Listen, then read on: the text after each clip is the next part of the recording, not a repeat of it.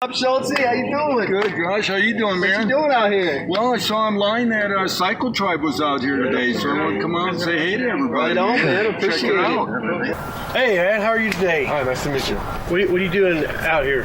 I seen an ad on Facebook that Cycle Tribe Chronicles came out shooting a video today, and I came to scope it out and check everything out. Nice. Thanks for coming out, man. It's great. Hey, brother, how you doing? Good. So what are you doing out here today? Just came out to see Cycle Tribe, talk to everybody, see what's going on, and check out the new episode. Oh, nice. You enjoying the show? Yeah. All right on, brother. I appreciate it.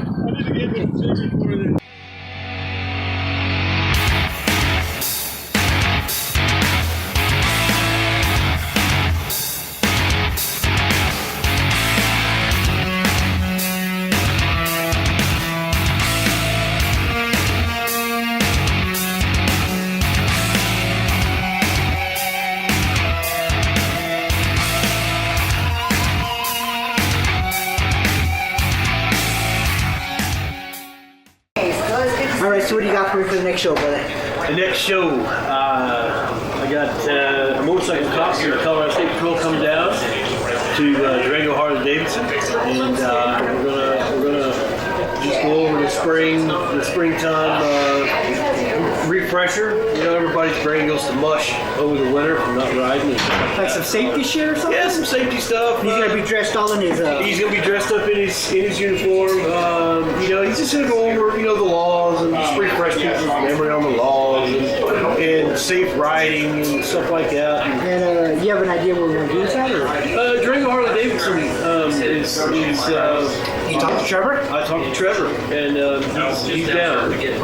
So even though they are riding BMW, No, he's cool with that though. I mean, he's cool with it. He's cool with it. He's cool with it. So I just gotta get some time, get back with the. Are we gonna do it like a cross promotion thing, or, Yep. or we're gonna? Yep. So it's gonna be like a classic, similar like the soft tail. Yep. Oh, cool. Yep. And we'll just get down there and just hit it. I don't know. I think it's a good idea, dude. I think that's a real good idea, especially when I was cause we interview him. Maybe get a couple pictures of him on a cool bike. Right. My only concern is, dude, whenever you get law enforcement in with bikers, how do we know it's not some sting or some shit? I go do a show and I end up in cuffs. I'll be honest with you. I'll be honest with you. The local captain he was ecstatic. Oh, nice. He actually said that he thinks that it's a really good opportunity for both parties. Nice. Just for No, I think it's cool, man. I think anytime you can make a rider a better rider, that's cool, man. It's better all the way around. And I like that we're bringing in Durango Harley Davidson. I want them to be a part of what we're doing because I want to promote the local shop. That's what we have. And I just like the idea he's going to be all decked out, man. Right. That's cool, man.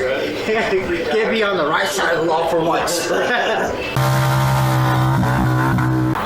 I'm Joshua Coombs, I'm Lauren Gibbons. and we're with Jeff, right? Yeah, What's your last Jeff Chmielewski, Colorado State Patrol. Awesome. We're here to talk to you about, just to get a few questions out there about, highway safety, that type of stuff. And you got any tips for any riders out there?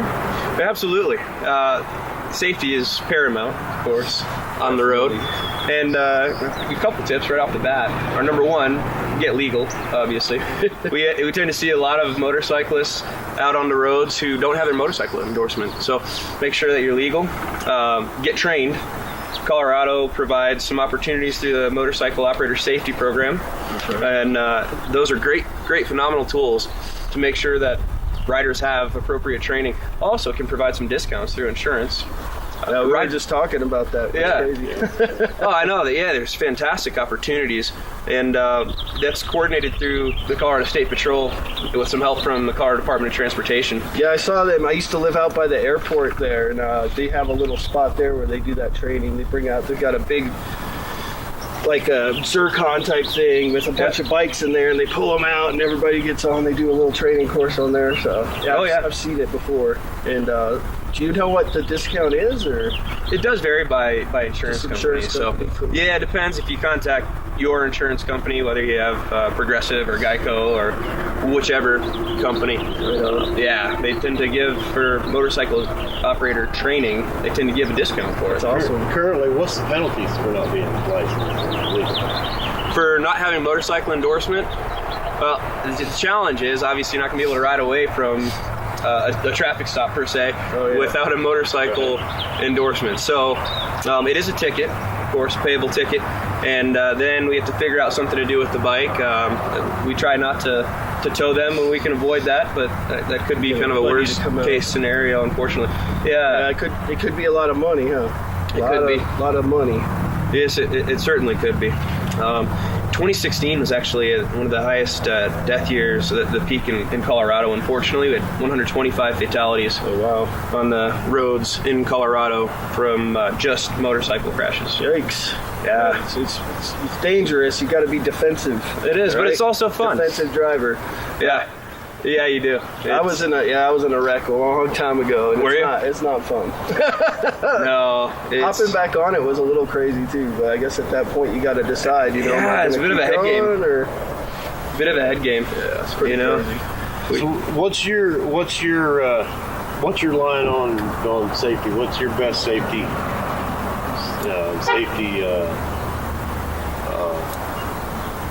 thoughts? What's your word? Sure. Absolutely. What's your word? Drive defensively, right? Ride defensively. Make sure that you're making good eye contact. You're aware of what the drivers around you are doing. Don't drive. I think you mentioned this a little bit earlier. Don't ride in someone's blind spot. What do you think on hand signals? I had to get this out there. Sorry, I didn't mean to interrupt. But that's all right. I use, if I'm doing just lane changes, yeah, I tend to not use the blinkers. I use my hand signals more. Is that something, should we use our blinkers more, or is it okay to do the hand signals, or is it really one or the other? Or? The hand signals, as much as they seem like they're common sense, and really they should be, I think there is a point of confusion sometimes for other drivers on the road. I can see that. Where they're clearly a left hand signal, that's pretty obvious. But I think people can sometimes get confused if you got your left hand up and you're making that 90 degree as you should be, and they're not really sure what that means. So, okay. Yeah, I tend to use that switching lanes, and maybe I should start using the blinker more. Well, but the good point there is that you're doing that actually. Yeah. And there's a lot of riders and a lot of drivers out there who aren't. And the biggest benefit of a signal light is to make your intentions known to someone else. So I see people in vehicles all the time, and they're not using their signal lights, and they have no idea if someone's in their blind spot, right? So the point there is to make sure that you let other drivers or motorcyclists, riders know what you're doing, so that they can adjust accordingly. If that person starts drifting over and they didn't signal, and you have you got to have your escape routes, right? Based on your training. Don't ride in the blind spot. Yeah, but there you go. You don't want to ride in the blind spot because riders are not nearly as visible as cars. That's true. Yeah. So as far as I haven't seen too many highway patrolmen on bikes. What's your range? Like, what do you cover? Do you cover a pretty large range? Are you like going from county to county, or is it just in like one county? Or so I'm based out of our Durango office. Okay. Here in the southwest corner, and we have a handful of other motorcycle officers, troopers on the road. A few in Montrose, a couple in Alamosa. Okay. I spend most of my time in the Durango area, La Plata County, and you roll up to like County Pacosa or Silverton or Cortez. Are you in those areas as yes, well? Yep, absolutely, all the way up to Silverton. Awesome. And we do drive and ride around the state, depending on the event. Sounds like a fun job, man. It's a blast. It really is. I come to work with a grin on my face because I get to ride. Heck yeah. For work. Do you ride away from work? I do. Do you? Yeah. What do you ride? I ride mostly dirt when I'm nice. Yeah, not at work, because it's a little bit of a change for me. I get plenty of road miles on this bike. I didn't think about that. Oh, so this is the BMW R1200 RT. It's our patrol bike for the Colorado State Patrol. A lot of other agencies use the same bike. We've got some pretty good integration up here. You can see the radar control unit. up top on the front. And right here is the front radar antenna, and there's also one on the back. You see just back here. Next we have the camera. This is a small camera located underneath the mirror, and it also is tied into this microphone that I wear. Radio's underneath that. The settings and the heated grips, heated seat make patrolling a lot easier and a lot more accommodating in some of the inclement weather that we contend with. This is where I normally keep my LiDAR unit. It locks into that spot. The lights on this motorcycle are pretty effective. We've got LED lights all around, and headlights and LED driving lights will flash with it as well. Nice. So one of the challenges on the motorcycle is that we don't have all the same tools or the same setup as we do in a car, but we do have takedown lights and alley lights, for example. You can see these lights on the right side here, and we have the same up front, so it makes it a little bit easier for us and safer for us to operate at night. In the saddlebags, we have everything that we use to work on the bike. So this is all paperwork on this side. Here's the tickets that people don't like to see normally, but again, that's just what we use as a tool to help keep everybody safe. And on this side is where I keep all of my cold weather and rain riding gear. Got a first aid kit in here. Keep always spare pairs of gloves. Got some cut-off gloves and full finger gloves, and then winter gloves. Never know when it's gonna turn or when we have to take a ride up one of the passes. And then the helmet, set down on the ground right here. It's a modular helmet, which is really useful for us because we don't want to have to be taking our helmet off and putting it on for every traffic stop. But this way we can see the face of the person whom we're talking with. This plugs into my pigtail here on the radio so that I can hear the radio in both sides, and there's a push to talk on the bike so that I can talk there as well. So there's a Bluetooth microphone on one side and the radio microphone here on the other side. So you got any, you got a crazy wild story for us? Riding, it could be on this bike, it could be on your dirt bikes, anything, man. Well, I'll tell you, It's kind of our niche here. I think any rider runs into the weather. You know, you can plan as best as you possibly can, and you're still going to run into weather at some point. I worked in the Vail area before, and we've got I-70 that runs east-west through there, and the weather can be extremely unpredictable. High mountain passes, 10.6 on Vail Pass, 11,000 at the tunnel, and I've ridden in. Fortunately, it was still just warm enough where the road wasn't icy, but 2 inches of snow starting to accumulate. And I'm freezing. I got all the clothing that I carry in here that I could possibly be wearing. I have on, and it's just one of those kind of try not to lean too much. That on your way. Yeah, and when we have to get somewhere, unfortunately, we don't really have the option to pull over and wait. Sit it out at a gas station for a little while. So driving in slush and ice, not good. Not fun at all. Not a good ride. Not fun good at in a car, let alone a bike. Right. Yeah. So that's something we try to avoid as best as possible. But I remember, and chain laws going into effect, and you're out there on the motorcycle. Oh yeah. Well, you put your chain on. Which one you put your chain in? Right on. That'd be the day. All right. Well, thanks, Jeff. Well, I appreciate your time, guys. Thank you very much. Yeah, Ride safely. well. Thanks for taking time to come out and talk to us. Oh, absolutely. Hey, I'm Josh Coombs with Cycle Tribe Chronicles. I'm one of the co-hosts. I'm here with Ruben Roman, the host, and Lauren Gibbons, another co-host. We're here to talk to Victor Mitchell, who is the candidate for Colorado governor. We're going to talk about motorcycle safety today. Sounds good to me. Yeah. Let's do it. Hey, so this is Ruben Roman. A lot of you guys know me as Demonia. We're back with Cycle Tribe Chronicles. We're really excited today because we have one of the leading candidates to be governor of Colorado. We have businessman Victor Mitchell. Hey, Victor, how are you doing? Nice to meet you, Man, I Ruben. really appreciate you taking the time out of your campaign to come speak with us. Well, there's worse places in the world than coming to Durango, Colorado. I mean, it's unbelievable here. Yes, sir. Nice to meet you as well, Victor Mitchell. Nice to meet you. So basically, let's just get into it. Our show deals with a lot of biking issues, and I wanted to ask you, is there basically anything that could be done as far as making the road safer via roads, traffic, and things of that nature? What are your plans on that? So the Colorado Department of Transportation, unfortunately, is one of our most badly and mismanaged state bureaucracies. So they currently have a $1.6 billion budget, but only 30 cents of each dollar of their annual budget actually hits contractors' hands.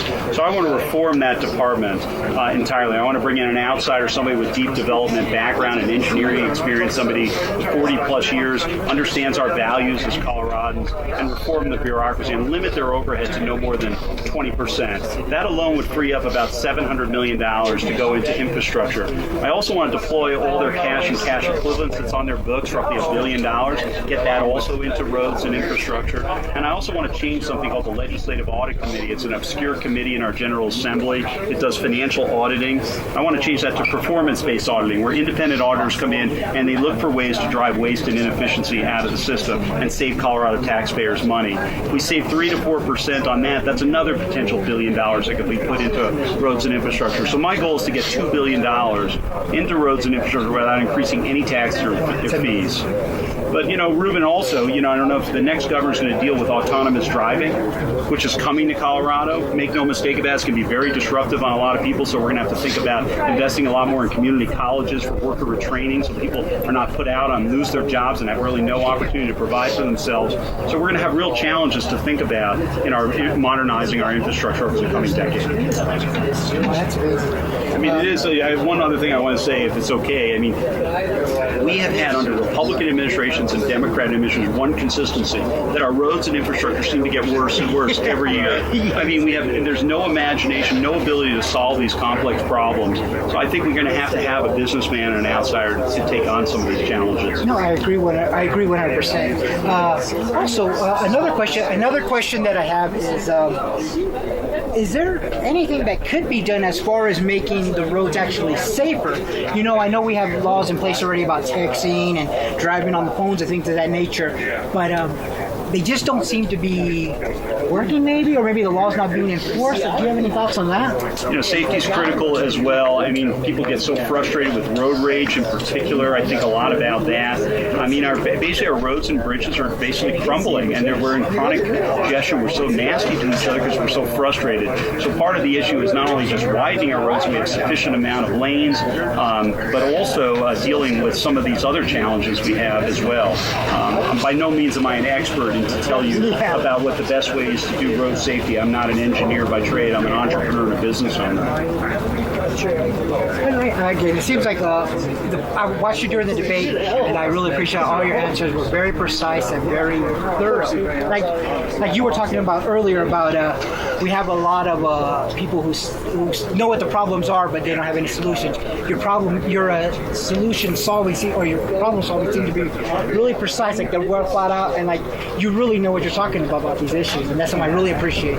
But I think so. I mean, that's one of the reasons why I ran. You can feel frustrated or disillusioned or put yourself out there. I mean, we just elect people that just can't seem to solve these complex problems. They take so much money in special interest money. We've got great opportunities in our state, but we also have great challenges. And if we're going to ever bridge this divide that we have, the schism between the polarization in our state and nation, we're going to have to start solving problems where people actually have confidence and trust in our institutions again. I mean, I think it's possible in 4 years' time I come back here as your governor, our roads are working better, our schools are working better, we have less regulation, healthcare is more accessible and more affordable, at least primary care. I think that's possible, so I wouldn't even be running for office. Well, that's where I'm at. I think because I see you as really really the only candidate that has real world experience.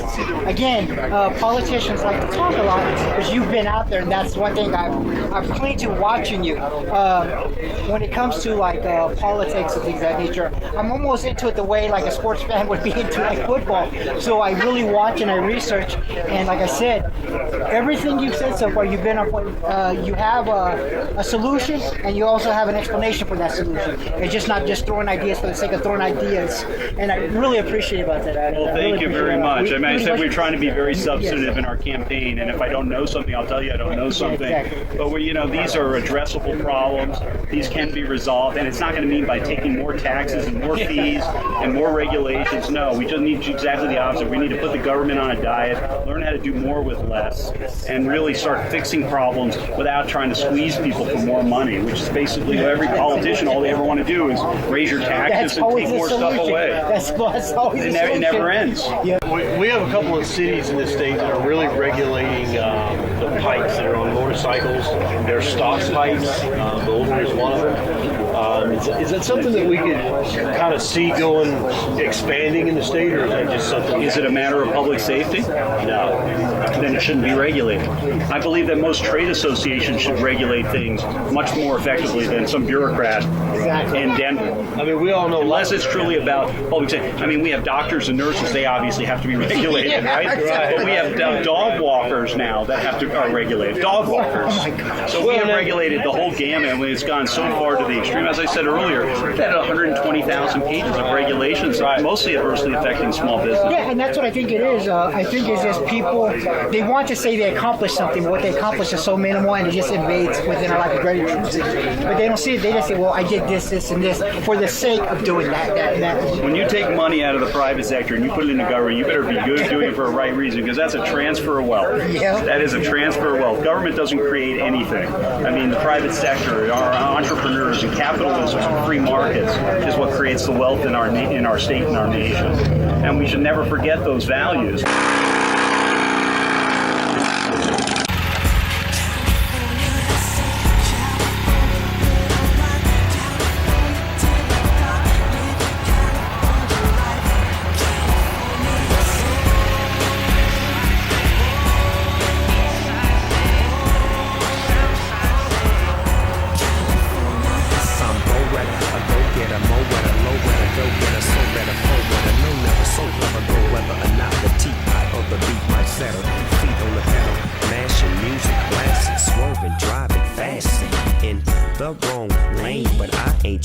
Cause I'm getting my cash in.